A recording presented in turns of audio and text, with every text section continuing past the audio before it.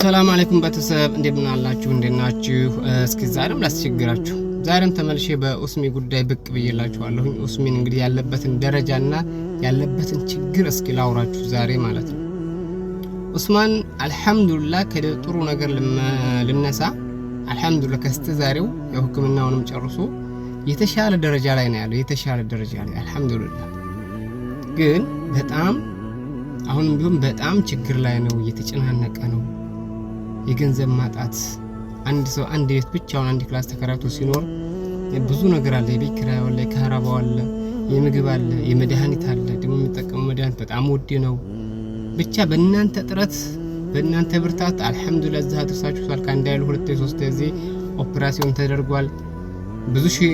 ሪያል ተዋጥቶለት እዚህ ደርሷል ግን አሁንም ቢሆን በጣም ችግር ላይ ነው ወላሂ ነው የምላችሁ እሱ በቃ የሚናገርበት አንደበት አጥቶ ዝም ነው ዝም እኔ ግን በቅርብ ስላለው ሄጄ ነገሮችን ሲያማክረኝ ነገሮችን በደንብ አድርጌ ስለማቅ ለዛ ነው ስለ ኡስሚ ብቅ ብዬ የምናገረው ማለት ነው አሁንም ይሄንን ቪዲዮ ሁላችሁም ሼር ኮፒ ሊንክ አድርጉ ቫይራል ይወጣ ብዙ ሰው ዘንድ ይድረስለት የሚረዳው ሰው ሊመጣ ይችላል ይቻላችሁ ወርዱት ባካችሁ እህቶቼ ወንድሞቼ አሁንም አትጨክኑበት የመጨረሻ ደረጃ ላይ ነው አሁን የደረሰው ኢንሻአላህ የሚሽርበት ማለት ነው ምንም እንኳን ትንሽዬ ነገር ቀርቶታል ቢባልም ግን ኢንሻአላህ አሁን خلاص የመጨረሻ ነው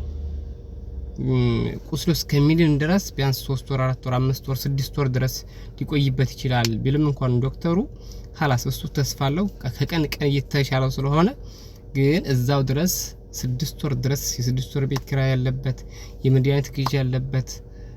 የምግብ ያለበት የአንዳንድ የብዙ ነገር ወጪ አለበት ይሄንን በቃ ማን ልጠይቅ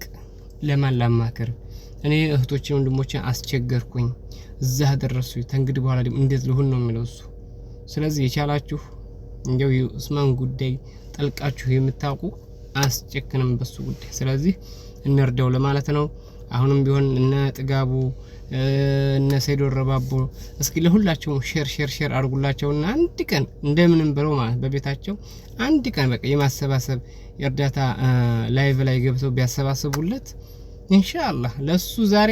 1 ብር ውድ ናት 1 ሪያል ውድ ናት ለኡስማን ልንገራችሁ እና ሁላችሁም ሼር አድርጉለት ባካችሁ እህቶቼ ወንድሞቼ መርዳት ከፈለጋችሁ በኡስማን በፔጁ ገብታችሁ በውስጥ ጻፉለት